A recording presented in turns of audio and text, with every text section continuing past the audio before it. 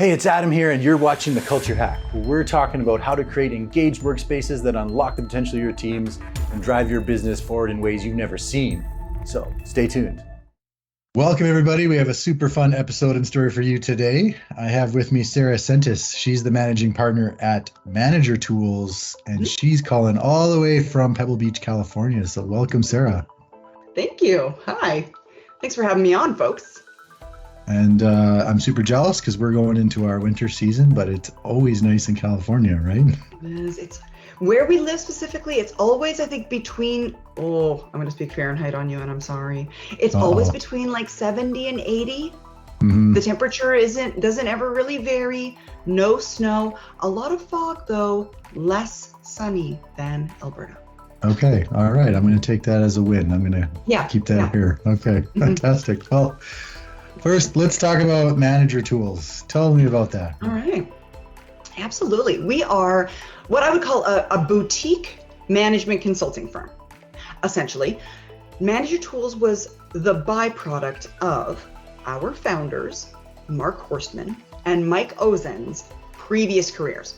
Mark and Mike had very successful careers, Mark being in management consulting, and he was called in multiple times to work with thousands upon thousands of managers to figure out for organizations what it meant to be the perfect manager. So, for example, called into an organization to create for them their own perfect manager. What does that look like? He essentially ran trials on humans, which sounds weird, but it's true. He essentially ran trials for the organization spanning over the length of years to figure out for them what the perfect manager, in this case synonymous with people leader, looked like, and was quite successful. Mark learned a lot of things, and after his career as a management consultant, chose to retire 18 years ago. And his friend Mike from college said, "Hey, you're too young to retire. You know what we should do? We should make a podcast." And Mark said, "Cool, let's do it. What's a podcast?" Because it's 18 years ago, right? No, we all have podcasts, but it's 18 years ago. What the heck is that? So for 18 years, we've essentially been releasing podcasts, 1, 2 to 3 per week. We have about 1,500 of them. They're all online. They're all free to listen to. And we also have a suite of online tools to support managers. We do training events, both on-site with clients, as well as in public forums, virtually, in person, all over the world. So that's us. That's amazing. Yeah, 1,500 cool podcasts. That is and the biggest number I've heard of. Yeah, all over the world. They're all free for everyone to listen to forever. That is our mission. Yeah. Every manager effective, every professional productive. And with AI, which I'm sure is a topic everyone here is familiar with, we've actually been having conversations recently about the fact that if our podcasts are not behind a paywall, they're being exposed to the potential for individuals and their AI tools downloading all the content and then reselling that to people. And as an organization, we decided, this is, I'm exaggerating, Adam. We essentially decided we don't care. We would rather help managers than charge money for it or prevent other people from stealing what we do. So I love that. They're for free. I love that. You can't control everything, right? No, so just accept the fact that you're going to give, and that's the end of it. Somebody else can use it for evil, and I guess they're going to use it, right? That's the thing. We're manager tools, not fantasy tools. I don't live in this world where I'm like, oh, well, maybe I could create all the eventualities on the planet Earth. It doesn't exist. Sure. Yeah, I know. I love that. And, this plays right into, how you run a business too, right? It used to be that you keep all the decision-making and secret stuff behind a closed door, and it's usually in a different part of the office, and no one's allowed in, and no one's allowed to say anything. Versus now, it's quite often very open and very, hey, come on in if you want. So absolutely. Yeah. And a lot of our guidance is, oh my gosh, dude, I know you told me I could only have 10 minutes. I could talk to you forever. But essentially, all of our guidance is built upon relationship power, said differently, trust, which means that the concept of open door policy and being forthcoming and honest and admitting your mistakes and telling people when you're wrong or you don't know the answer, all of that is just underlying everything that we do. I love that. And I think, I know the answer. We talked about engagement before we started recording, but when I say engagement and teams and all that kind of stuff, like what does that really mean to you when I say that? Well, this is gonna be funny. I'm ready. I know, right? Okay. So we're currently in the middle of a 10-part podcast series on responses to engagement surveys. Since March of this year, we've released probably, if I had to guess, 20 podcasts in and around the topic of engagement.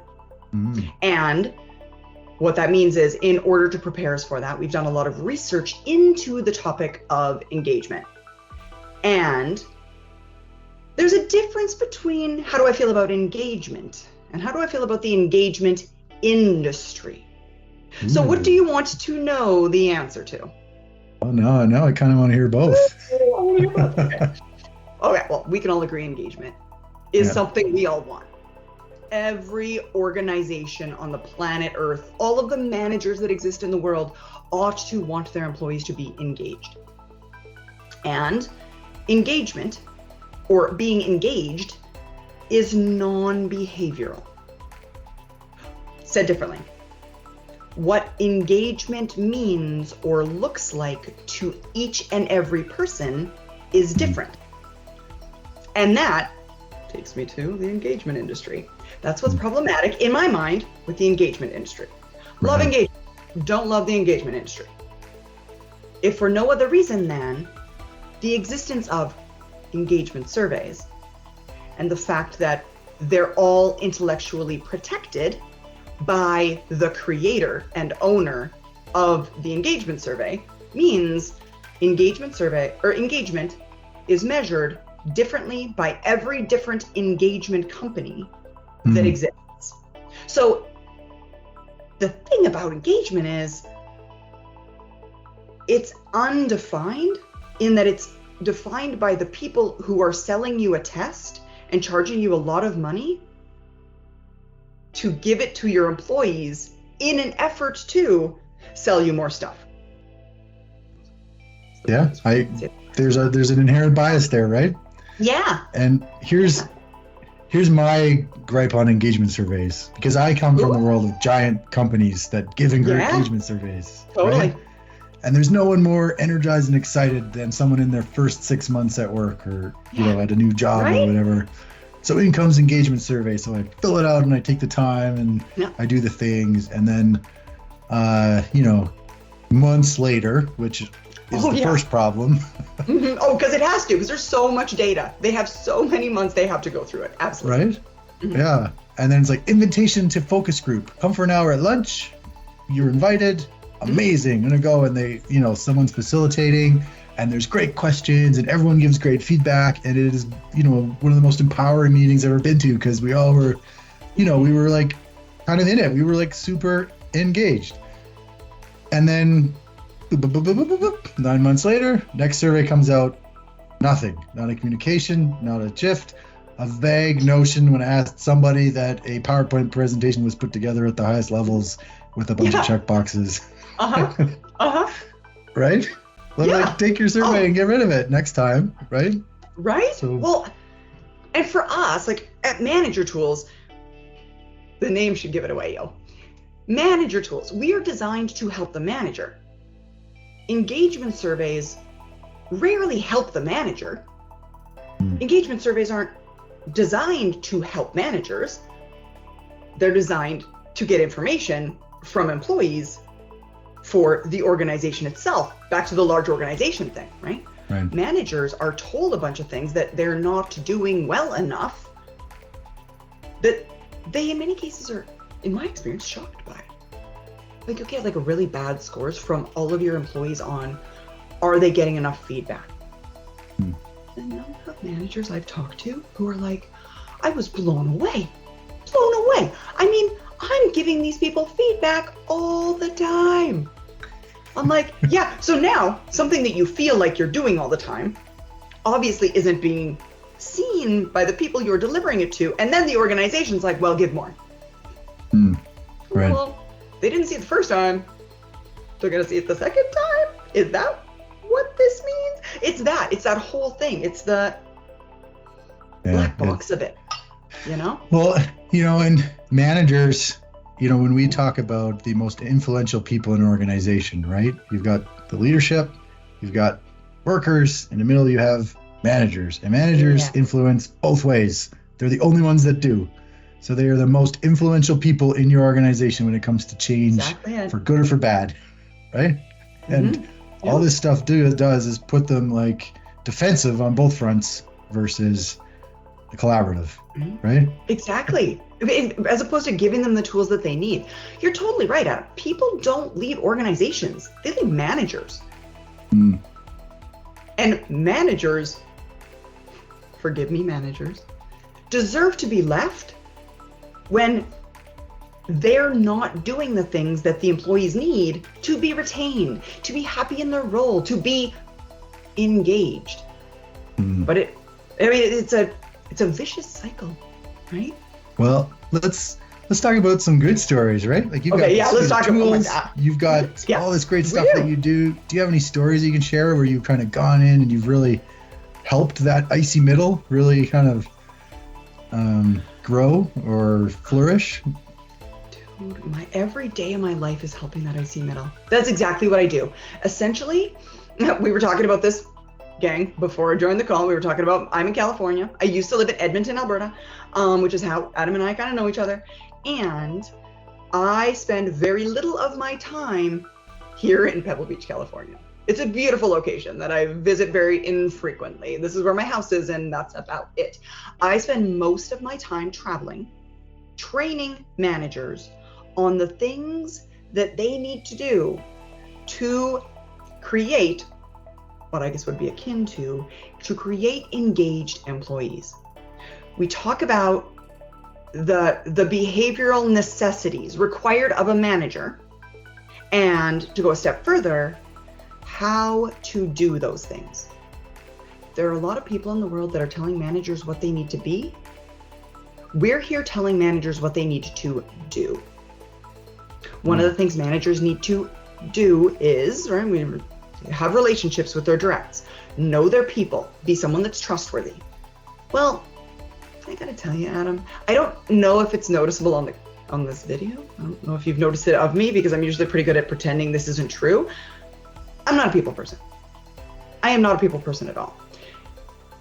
As a manager, if you told me what I needed to do was have great relationships with the people on my team, I'd be like, yo, I have 4 friends. I don't have good relationships with people in my home life. How am I going to be building relationships with these people at work? What does this look like? So what managers do is they implement something they typically call a one-on-one, which results in a status meeting for most managers most of the time. And what's a status meeting? An employee talking to their manager about what they've done, so the manager knows what they need to do next. Does that feel like a relationship building moment? Because I don't feel like this is the warm and fuzzies here. Essentially what I do is I teach them how to do a one-on-one that does build a relationship. We talk about feedback. What's the right way to give feedback? Managers are terrified to give feedback, and I don't blame them. But how do you do that? What do you say? How do you make sure they don't defend themselves? How do we ensure this conversation isn't 10 minutes every time we deliver it? Those are all the things that we talk about. I love that. I love that. Cool. Yeah, the one-on-ones are kind of hilarious, right? It's like your annual discussion. It's like, oh, here, and there's a line here that says, tell me about your feelings. How are you doing? Right? Right. Because I'm going to tell you. You haven't talked to me in 12 months. Like, what do you want from me? Right. I talk to you, stranger, about it. Well, and I'm sure you've noticed this, Adam. That has only gotten worse with remote work. Definitely. Yeah. Because it's harder. Remote work is harder for the manager. You can't just manage by walking around. Every single interaction is with intent. And then we feel Zoom drained. Why? Because we're meeting to meeting to meeting to meeting to meeting. And it's horrible. So we're striving to have fewer meetings when we're already only talking to the people on our team once a week, right? Once a month. How do you build a relationship? It is amazing to me, and I think we all underestimated how powerful those hallway water cooler short interactions were and what they did for us. And we all go, we were stuck at home for 2 years, and I talked to all these experts, and they all said the same thing, like, well, process-wise, just do exactly the same thing, but really what it highlighted was that your process sucked.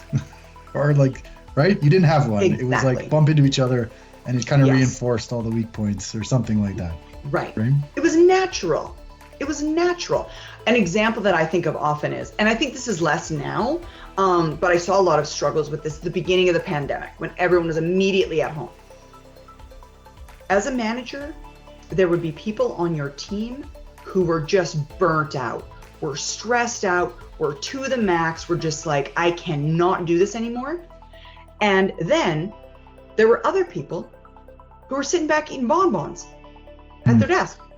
They like got all the bandwidth in the world. They're doing laundry. They're like, I'm just going to go to the park, take my dog for a walk. You're like, it is 1 p.m. But it's that, because as managers, when you're in the same geographical location, you can walk by someone's desk, see it piled sky high with papers, see their furrowed brow, their stressed out facial expression. You're like, are you okay? If somebody is in the office and they're sitting back, kicking it, reading a book, listening to podcasts, Googling things, you can see it with your eyes. You don't even have to talk to them to know whether or not people are stressed out or have bandwidth. But remotely, you can't see it. The only way to know, you can't see it. You got to talk to them. That's the only way you can know. It's impossible to know. Well, and I think, as we look to the future with, we've got, hybrid workforce, remote workforce is becoming more popular. Yeah. But lately I've heard more and more companies say to me like, no, we tried the hybrid, after New Year's, we're all coming back. Yeah. And it makes me wonder, like, that's awesome. It works for you. But the remote is not going away. You're going to fight that battle continuously with new hires who are asking for it, for people who, whatever. So whether you're fighting it today or fighting it tomorrow, it's not going away. Right? So what do you tell people when they're struggling with this, when they're looking to the future, what to do? Well, you're absolutely right, Adam. It is way too late to put it back in the box. If for no other reason than now that we have all of these virtual technologies to facilitate interaction, it's not true right now, but when the market decreases for talent, organizations will get real reasonable about remoteness again. Real reasonable. Immediately, it's like, well, there's no one to hire locally. I mean, no one's going to move here. Who wants to move to Edmonton? Which is where I live. And okay, well, let's hire for somebody remotely. And now it's out of the box. You can't put it back in. We have to get used to it. We have to live with it. So one of the, I think the biggest things that I tell people who are working remotely that I think is important is basic building blocks. Put everything on your calendar. Everything. Put your lunch on your calendar. Put your coffee break on the calendar. Put your time of day you're leaving your desk on your calendar. You will be invited to things incessantly at all hours of the day, unless you get out ahead of that. Now, I know managers and professionals, your calendars are full for the next few weeks. I know, it's how it works. Sit down today, look at your calendar, 3 weeks from now, a month from now, schedule all your lunch breaks, give yourself 2 coffee breaks in the day, schedule a go home at 5 p.m., put a run in your calendar, a physical activity time in your calendar, all those things. So that when the time comes, that time for you will exist. I'd also suggest the same thing with one-on-ones. I think if you're in a remote world as a manager, the single biggest, most important thing you can do for the facilitation of your team is meet with them weekly. The way we would suggest 30 minutes once a week. And if people are interested, we have a one-on-one agenda that we suggest, which probably the most controversial point would be, is let them go first. Because imagine that. I know, exactly. We tested it. That's how I know we need to let them go first. We let managers go first in one of our previous trials. All these things have been tested and trialed, and that's why we recommend them. But Adam, when we let managers go first, how long on average of a 30-minute meeting do you think they talked? I don't know, 10 minutes? Half of it? 28 minutes on average. Wow. Yeah, that's the thing. Managers talked 28 minutes on average. In part, the reason we say let the other person go first is, if you're a manager, you have so many words. And unfortunately, every time you open your mouth, work falls out of it. That's not a relationship building interaction. It's not. Give them the floor. Let them ask you about things. Let them share things with you. You'll be a better manager for learning and knowing and understanding the people on your team than you will be for giving them more work to do. I love it. Well, I feel like we could chat for hours about this stuff. Maybe we'll have to do a sequel, right? Yes, we can. We'll do a follow-up. All right, we'll do a follow-up. That sounds okay, cool. fun. I like it. Thank you, Sarah. I really appreciate your insights, and what you guys do is phenomenal. I love it. Awesome. Thanks, dude. Hey, thanks for watching The Culture Hack. Do you want to chat culture and engagement? Give us a call and come on the show.